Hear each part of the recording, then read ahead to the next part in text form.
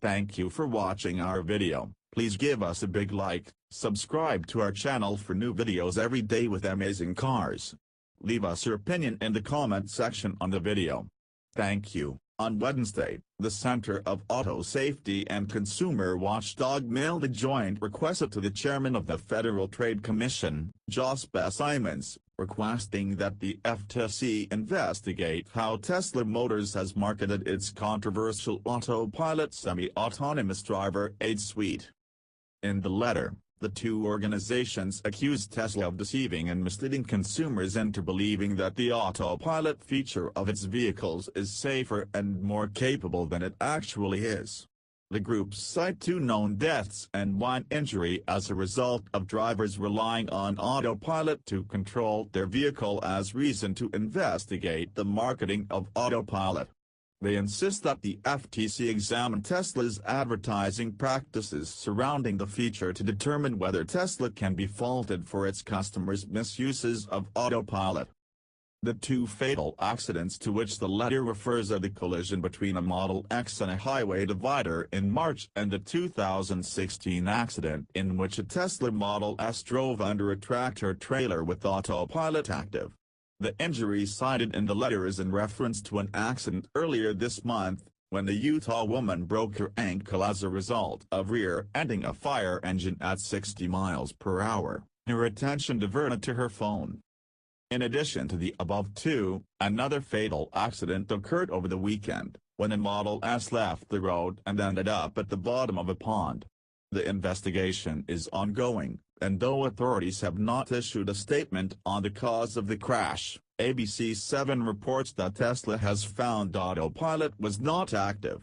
The Drive discussed this accident via email with Jason Levine, executive director of the Center of Auto Safety, and consumer watchdog official John Simpson, both signatories of the letter to the FTC.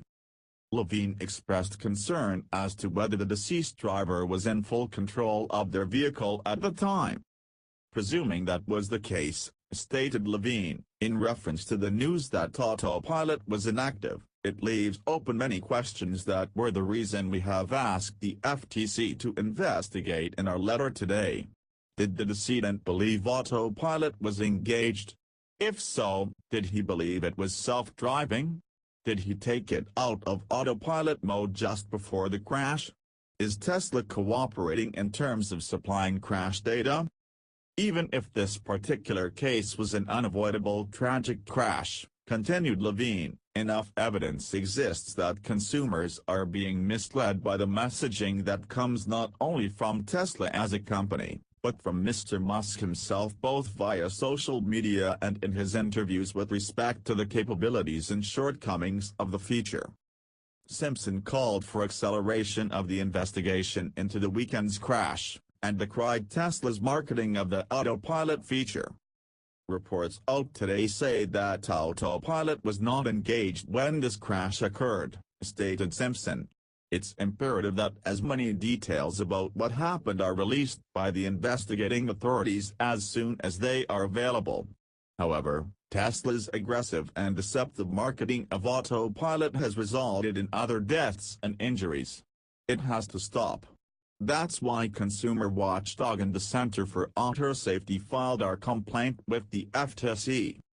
Levine took a conservative, albeit inquisitive stance as to whether Tesla's advertising for Autopilot adequately conveys the system's capabilities and limitations. Driving can be dangerous, with over 37,000 deaths and over 2 million serious injuries from traffic crashes in the U.S. every year. No matter the car, or the features, drivers need to be paying attention and understand what their vehicle can and can't do. What happened in this instance remains under review. The larger issue is ongoing: do consumers understand the risks associated with these features, and are manufacturers sufficiently educating their customers? The pair's letter to the FTC closes with a plea to look into this topic. In the case of the Seoul accident the NTSB was able to fully analyze. The board attributed a lack of understanding of Autopilot's capabilities to the death of one of these consumers, state the two in their letter to the FTC. The burden now falls on the FTC to investigate Tesla's unfair and deceptive practices so that consumers have accurate information, understand the limitations of Autopilot, and conduct themselves appropriately and safely. The Center for Auto Safety and Consumer Watchdog urged the FTC to conduct a timely investigation in order to prevent further tragedies. The Drive contacted Tesla Motors for comment on the above accusations, to which a spokesperson returned comment.